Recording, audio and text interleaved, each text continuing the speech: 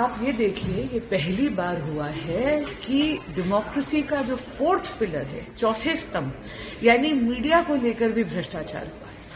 हाल ही में जो chargesheet ED ने फाइल करी है, ये बहुत ही गंभीर उदाहरण उजागर करती है, जहां पर कांग्रेस की पुरानी एक कार्यशैली और उनकी विचारधारा उभर कर आती है।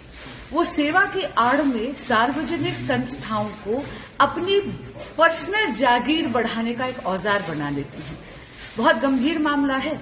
2000 करोड़ रुपए की संपत्ति कौड़ियों के भाव मात्र 50 लाख रुपए में यंग इंडिया लिमिटेड कंपनी ने हड़प ली। और ये यंग इंडिया लिमिटेड कंपनी जो है, ये नॉट फॉर प्रॉफिट एक ऐसी कंपनी है जिसका स्वामित्व यानी उसकी ओनरशिप 76% जो है वो गांधी परिवार की है।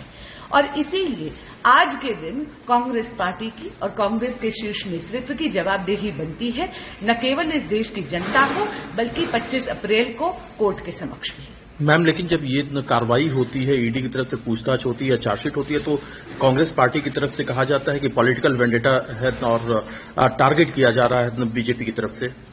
जी, इसे कहते हैं एक तो चोरी और फिर सीनाजोरी।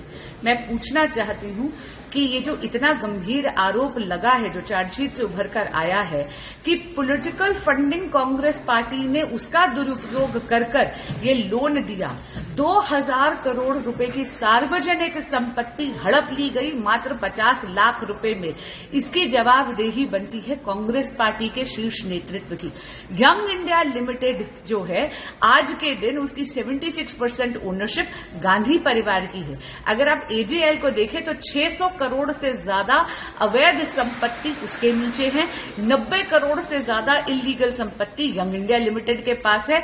इस सब में भाजपा का क्या लेना देना? ये इस देश की जनता का पैसा है, ये इस देश की सार्वजनिक संपत्ति है जो निजी जागीर की तरह हड़प ली गई। प्रियंका जी, तो बाकी एक बैग लेकर के आई, इसमें लिखा हुआ है नेशनल हेराल्ड की लूट। वो करेंगे कि जैसे को तैसा, एक तरह से आप कोई संदेश, क्योंकि 2 महीने पहले आप भी एक बैग 2-3 महीने पहले लेकर आई थी। मुझे तो मजेदार लगा। कुछ चर्चा भी हुई अंदर भी, उनसे भी उनसे पूछा कि आपका आइडिया था, क्योंकि उस पर लिखा है नेशनल हेराल्ड की लूट और खुद कैरी कर रही हैं, तो उसमें क्या है? तो क्या जवाब मिला? कुछ जवाब ओके। तो मैम, आपने कहा कि जो ऊपर से बताया जाता है वो करते हैं, वही अफसर कहते हैं अंदर ईडी के। मैम, उनका कहना है कि मुझे तो लगता है कि प्रधानमंत्री जी के जो सलाहकार हैं तो गलत सलाह दे रहे हैं आजकल, क्योंकि पूरी जनता समझ रही है कि ये सब क्या है। जनता समझ रही है कि एजेंसीज का किस तरह मिसयूज हो रहा है, पूरी तरह से राजनीतिक है। मैं सोच रही थी कि आमतौर से चुनाव के एकदम पहले ये सब कार्रवाई शुरू होती है, तो अब आजकल क्या रीजन है पता नहीं, शायद उनको गलत सलाह मिल रही है, क्योंकि जनता सच्चाई देख रही है। हम कहा जा रहा है कि बार बार आप बुला रहे हो, फिजूल की बातों पे बुला रहे हो। ये कोई सवाल है मेरे पति से आप पूछे कि आपने 17 साल पहले अपनी माँ को 4 लाख रुपए क्यों दी? जी, ये कोई सवाल है? मतलब इस तरह के फिजूल के सवाल है। नेशनल हेराल्ड के सब पब्लिक के सामने है। टाइमिंग आपको लग रहा है, कहते हैं कि आपकी ये आपकी हजारों करोड़ की प्रॉपर्टी आपने हड़पी है, तो मतलब क्या है? प्रॉपर्टी आपकी होनी चाहिए अगर आपने हड़पी है।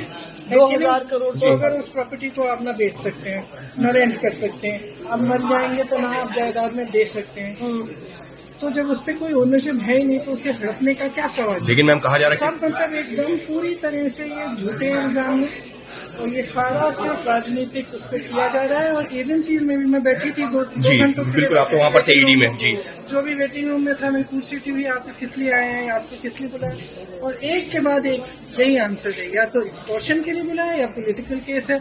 और जैसे ही आप बीजेपी में शामिल हो जाते हैं सारे केस। मैम, आपका कहना है कि एजेंसी का मिसयूज हो रहा है? मेरे ख्याल से प्रधानमंत्री जी को अपनी स्ट्रैटेजी रिवाइज करनी चाहिए, चल नहीं रही है। वीके न्यूज, राष्ट्र के नाम।